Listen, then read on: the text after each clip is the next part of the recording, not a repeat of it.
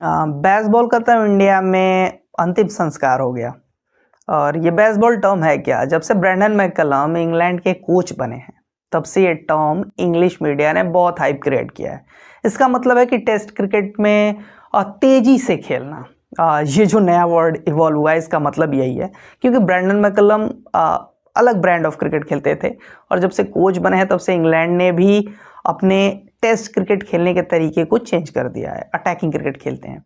लेकिन ये बेसबॉल का इंडिया में ही बेसबॉल हो गया, और ना सिर्फ बेसबॉल हुआ, जैस बॉल हो गया। जायसवाल ने जिस तरह की परफॉर्मेंसेस दी हैं, इस सीरीज में टोटल 102 छक्के लगे हैं।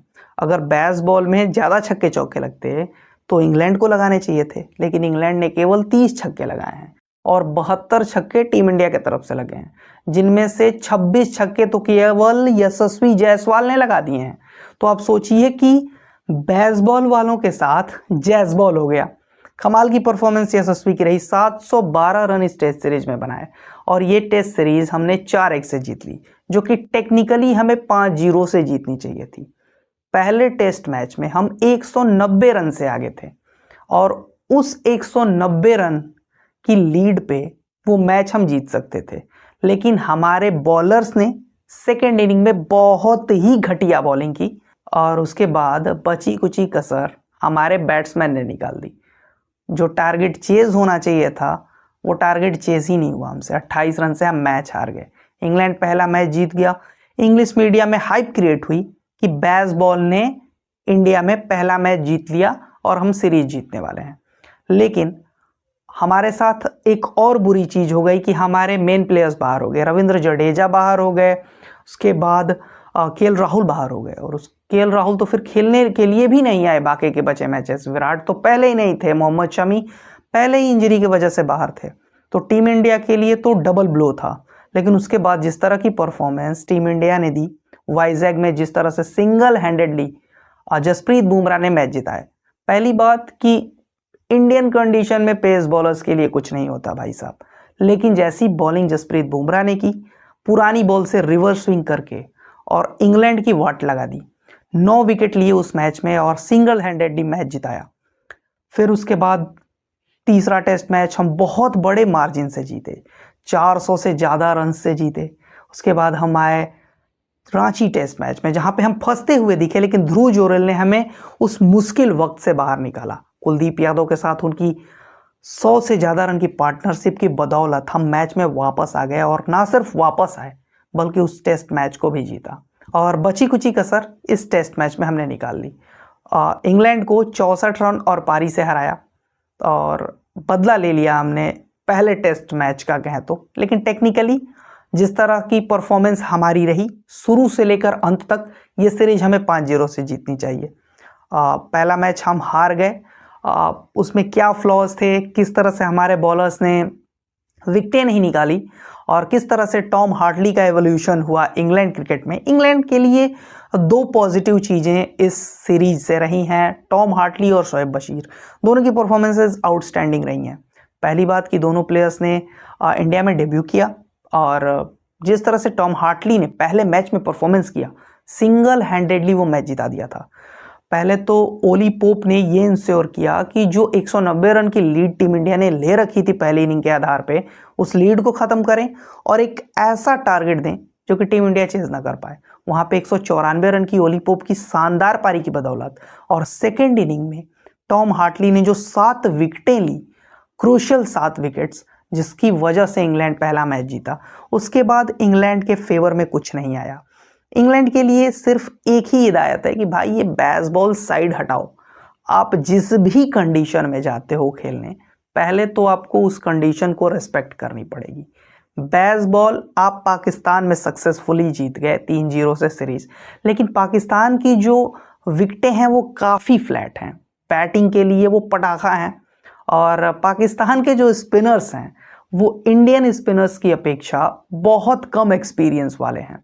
आपको यहाँ पे अश्विन मिलेंगे, जडेजा मिलेंगे, अक्षर पटेल मिलेंगे और कुलदीप यादव जैसे एक्सपीरियंस बॉलर्स मिलेंगे, जिनके पास टन्स ऑफ एक्सपीरियंस है, वो भी इंडियन कंडीशन में। और इंडियन कंडीशन में बॉल डे 1 से घूमना स्टार्ट कर देती है, तो आपको पहली तो यहाँ की कंडीशन की रिस्पेक्ट करनी पड़ेगी, जो कि इंग्लैंड के बैटर्स ने बिल्कुल भी नहीं किया और यही उनके फेलियर का सबसे बड़ा रीज़न रहा।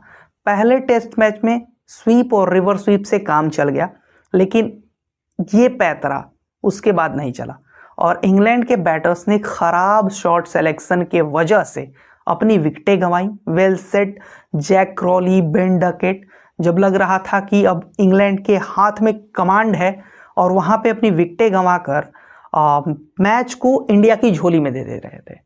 हमारे स्पिनर्स ने भी वहाँ पे चालाकी की, ट्रैप किया और फंसाया अपनी फिरकी के जाल में। जसप्रीत बुमराह ने पेस बॉलिंग दिखाई। तो ओवरऑल टीम इंडिया की जो परफॉर्मेंस रही है वो कमाल की रही है, लेकिन इंग्लैंड का ये जो बेस बॉल है वो यहाँ पे आके घुटने टेक दिया। अब उनको सोचने की ज़रूरत है। ठीक है, आप टेस्ट क्रिकेट को रिवोल्यूशनाइज करना चाहते हो, अलग तरीके से खेलना चाहते हो, डायनेमिक्स को चेंज करना चाहते हो, लेकिन आप हर कंडीशन में सेम तरीके से नहीं खेल सकते। आप सेम टेम्पलेट के साथ नहीं जा सकते। आपको कंडीशन को रिस्पेक्ट करनी पड़ेगी, स्पिनर्स को रिस्पेक्ट देनी पड़ेगी। बॉल टर्न हो रहा है तो वहाँ पे थोड़ा सा रेजिलियंस दिखाना पड़ेगा, लेकिन इंग्लैंड के बैटर्स ने ऐसा बिल्कुल नहीं दिखाया। उनको तो बस एक ही टर्म पता था कि हमें जाना है और चौके और छक्के लगाने हैं। तो भाई साहब, अगर आप चौके और छक्के लगाने से मैच जीत जाते तो यहाँ पे चौके और छक्के आपके ज़्यादा होते, ना कि इंडिया के। जिस तरह से इंडिया ने डोमिनेट किया, चौके भी आपसे ज़्यादा लगाए, छक्के भी आपसे ज़्यादा लगाए, तो फिर काहे का बेस बॉल? फिर छोड़ दो ना भाई, तब तो इंडिया आपसे बेहतर खेल रही है। और रोहित शर्मा ने प्रेस कॉन्फ्रेंस में जो बात कही थी, जो डकेट ने कहा था कि हमने जायसवाल को सिखाया है कि बेस बॉल कैसे खेला जाता है, तो भाई साहब उन्होंने सही जवाब दे दिया कि हमारे यहाँ एक प्लेयर था ऋषभ पंत, जो कि अभी इंजर्ड है। शायद डकेट ने उसको खेलता हुआ नहीं देखा है, और उनसे भी पहले उनके काका थे वीरेंद्र सहवाग, शायद उनको तो बिल्कुल नहीं देखा, जो कि टेस्ट क्रिकेट में भी T20 जैसा गेम खेलते थे। तो खैर, बेन डकेट तो छोटा मुंह बड़ी बात, लेकिन आपसे बेहतर प्लेयर्स बहुत सारे पड़े हुए हैं जो अटैकिंग क्रिकेट खेलना जानते थे। बहुत सारे प्लेयर्स हैं, आप ऑस्ट्रेलिया में उठा के देख लो, मैथ्यू हेडन, एडम गिलक्रिस्ट, वो अटैकिंग क्रिकेट ही खेलना पसंद करते थे। इंडिया में वीरेंद्र सहवाग हैं, उनके अलावा में MS धोनी थे, युवराज सिंह भी अटैकिंग क्रिकेट खेलना जानते थे टेस्ट में, ऋषभ पंत जैसे प्लेयर्स। तो उनको सिखाने की ज़रूरत नहीं है, उनके अंदर ये इनबिल्ट है, ये नेचुरल है। अब इंग्लैंड को सोचने की ज़रूरत है कि अब क्या चेंजेस करें। भाई साहब, आपकी जो सीरीज़ सब कॉन्टिनेंट में होगी, पाकिस्तान में तो खैर ज़्यादातर फ्लैट विकेटें ही मिलेंगी, लेकिन जब आप श्रीलंका में खेलने जाएंगे, जब आप बांग्लादेश में खेलने जाएंगे, तब आपको कंडीशंस को रिस्पेक्ट करनी पड़ेगी, क्योंकि वहाँ पे रैंक टर्नर्स पहले दिन से ही मिलेंगे। अब इस बार इंग्लिश मीडिया अपना हार का ठीकरा किसके ऊपर फोड़ेगी? बेन स्टोक्स को तो बचा रहे हैं। पिछली बार तो उन्होंने कह दिया था कि विकेट बहुत ख़राब थी, जिसकी वजह से हम मैच हारे। पहले दिन से ही बॉल टर्न हो रहा था, ऐसा नहीं होना चाहिए, तीसरे और चौथे दिन बॉल टर्न होना चाहिए। इस बार तो विकेटें बहुत अच्छी मिली, बैट्समैन के लिए भी फेवरेबल थी, बॉलर्स के लिए भी फेवरेबल थी। तो अब क्या रीज़न देगी इंग्लिश मीडिया? लेकिन जब वो बांग्लादेश या श्रीलंका में जाएंगी तो पहले दिन से ही बॉल इतना बड़ा बड़ा टर्न लेगा, वहाँ पे बहुत दिक्कत होगी इस बेस बॉल को। उनको सिचुएशन के हिसाब से खेलना पड़ेगा, कंडीशन के हिसाब से खेलना पड़ेगा। तो उनके लिए एडवाइस है, जाके थोड़ा सा अपने माइंडसेट को चेंज करो, चीज़ें समझने की कोशिश करो। आप एक ही तरीके से नहीं खेल सकते, आप सेम टेम्पलेट पे बैटिंग नहीं कर सकते। कभी कभी आपको टॉप गियर में भी चलना पड़ता है, कभी कभी आपको गियर डाउन करके भी चलना पड़ता है। तो इंग्लैंड को ये सारी चीज़ें अडॉप्ट करनी पड़ेंगी, और सबसे पहले उनके कैप्टन को ये सारी चीज़ें अडॉप्ट करनी पड़ेंगी। आप खुद परफॉर्मेंस नहीं कर रहे हो, लेकिन टीम से उम्मीद करते हो परफॉर्मेंस की, तो ऐसा तो नहीं होगा कि भाई आप परफॉर्मेंस ना करो और टीम परफॉर्मेंस करे। हाँ, तो इस बेसबॉल के टर्म को बस यही समाप्त करते हैं। बेसबॉल इंडिया में दम तोड़ चुका है।